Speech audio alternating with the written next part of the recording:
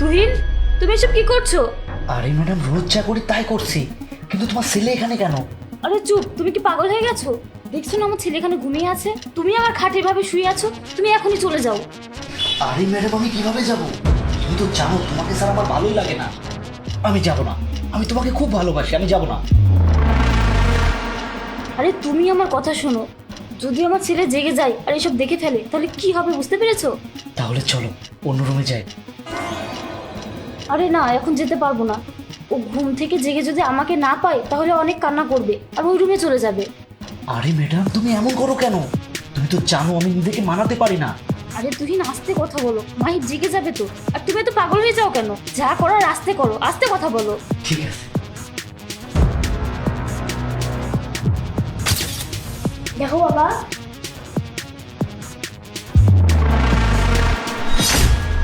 কি?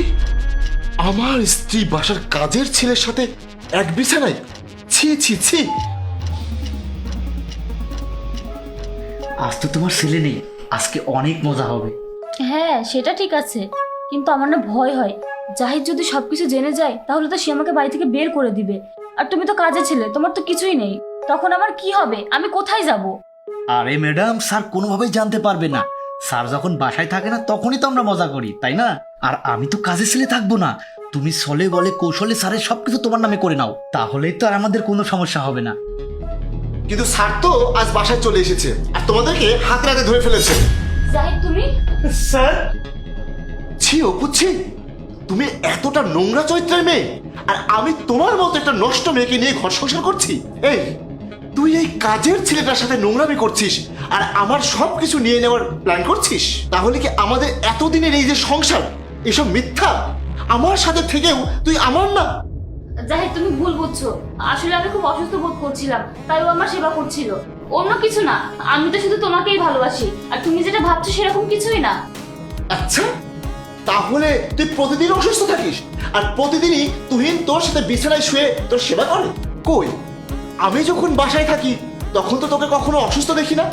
আমি বাসা থেকে চলে গেলেই তুই অসুস্থ হয়ে পড়িস। এই প্রতিদিন মানে? তুমি এসব কি বলছো? আজই তো অসুস্থ হলাম। তাহলে এই যে এই ভিডিওটা কবেকার? দেখো, তোর শাড়িটাও আলাদা। তোমার বিছানায় শুয়ে তোমার সেবা করছে? বাহ বাহ বাহ, দারুণ। আজকাল কাজের ছেলেরাও ম্যাডামের বিছানায় শুয়ে ম্যাডামকে জড়িয়ে ধরে তার সেবা করে। এখন তুমি কি বলবে? আমি ভুল বুঝছি? আমি যা বলছি সেটা ঠিক না? শোন, আমি কালই তোদের এই ভিডিওটা দেখেছি, কিন্তু তোদেরকে হাতে হাতে ধরার জন্য আজ আমি অফিসে যাইনি, নাটক করছিলাম। জাহিদ, আমি ভুল করেছি, আমার এটা করা একদম ঠিক হয়নি। আসলে তুমি তো থাকো না, তাই বাসায় পেয়ে ওর সাথে আমি প্রেমে জড়িয়ে গেছি। আরে দুশ্চরিত্রা মেয়ে মানুষ, স্বামী দূরে থাকলেও সৎ চরিত্রের হলে সেই স্ত্রী তার স্বামীর জন্যই নিজেকে ধরে রাখে, অন্য পুরুষের কাছে যায় না। তুই তো জেনে বুঝে সব করেছিস, নিজের স্বামী সন্তানের কথা না ভেবে শুধুমাত্র নিজের সুখের কথা ভেবেছিস। তোর আর কোনো জায়গা নেই আমার এই বাড়িতে। যা, এই মুহূর্তে তুই আমার বাড়ি থেকে বের হয়ে যা। তুমি আমাকে এবারের মতো ক্ষমা করে দাও, এমন ভুল আমার আর কোনোদিনও হবে না। তোর এই ভুলের ক্ষমা আমি কখনোই তোকে করতে পারবো না। তুই তোর ছেলের সামনে কাজের ছেলের সাথে নোংরামি করিস। তোর মতো স্ত্রীকে আমার সংসারে আমার আর দরকার নেই, তুই বের হয়ে যা।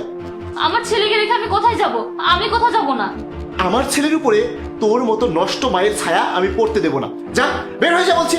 আর তুহিন, তোকে এত বছর ধরে এত কিছু দিয়ে আমি আমার বাসায় রেখেছি, আর তুই সুযোগ বুঝে নিজের ম্যাডামের সাথে এরকম করছিস, আমার সর্বনাশ করছিস। স্যার, আমার দোষ নেই, ম্যাডামই আমাকে তার সঙ্গে জড়িয়ে নিয়েছে। আমি কি করব বলুন? প্রতিদিন জোর করতো। আপনি আমাকে এবারের মতো ক্ষমা করে দেন, আমি এরকম ভুল কাজ আর কখনোই করবো না। তোরা দুজনে বের হয়ে যা।